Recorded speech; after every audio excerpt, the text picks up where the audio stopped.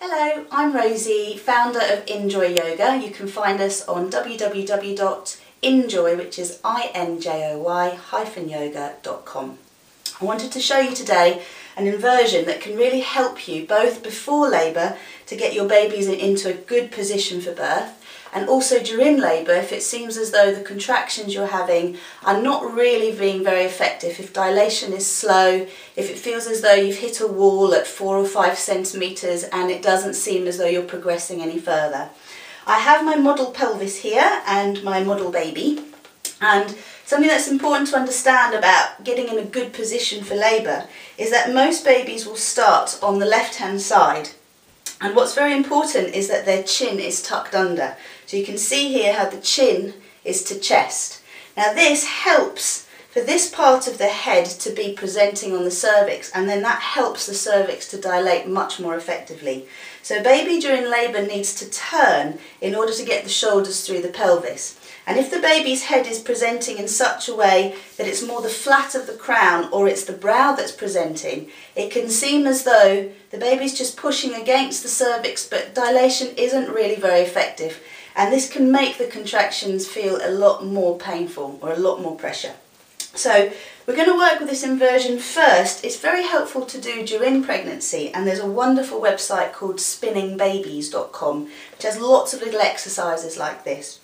And it's suggested there that if you do this inversion once a day, it can help the ligaments holding the pelvis together to actually stretch in such a way that will help the baby to get into an optimal position for birth.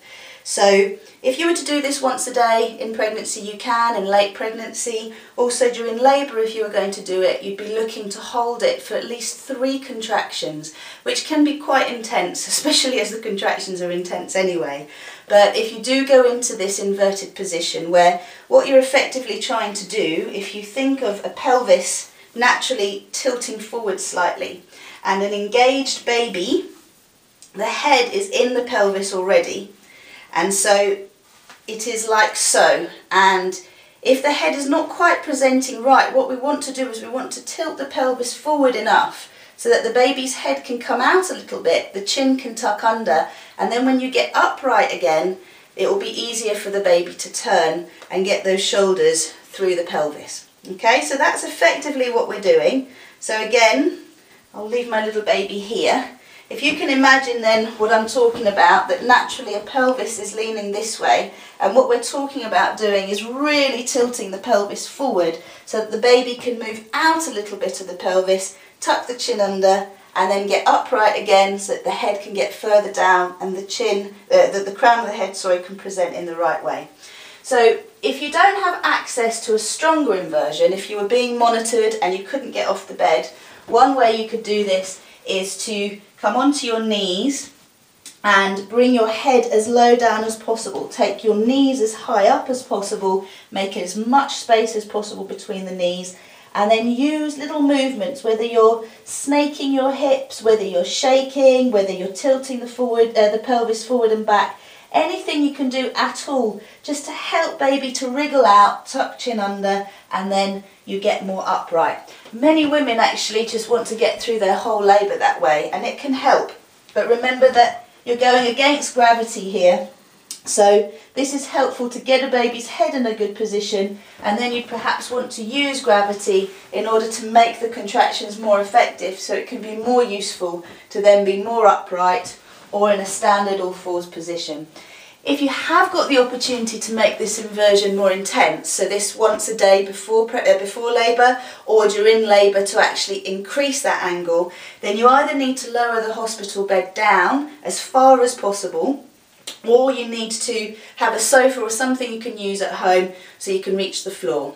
Now certainly the first few times you do this, it's important to have someone around to help you get up and down, and if you don't feel confident in your arm strength, keep someone around to help you, or have books or something you can lean on to help you push up. Now I'm obviously not pregnant, but if you have a great big bump there, then it's really important to keep your knees wide, and you want to take your knees as close to the edge of whatever surface you're on, and then slowly bring your hands down, lift your pelvis up, your bottom up, and then try and get your elbows down on the floor. So get your knees as far as you can to the edge and then lean forward as far as possible.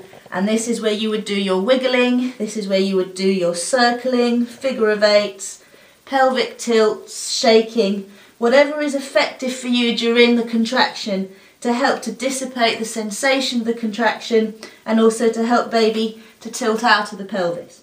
So 3 strong contractions here, and then slowly breathing in, coming back and coming upright.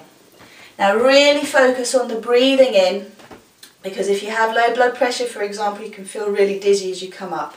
Now you should notice as a result of spending 3 contractions there that the sensation of the contraction should actually change and labour should start to kick in more. It should feel as though it's progressing. From there you can get more upright and being careful how you get off the sofa actually, so be very careful to try and keep your knees working together. Once you're upright you can start to wiggle, turn your toes out to help baby come lower down.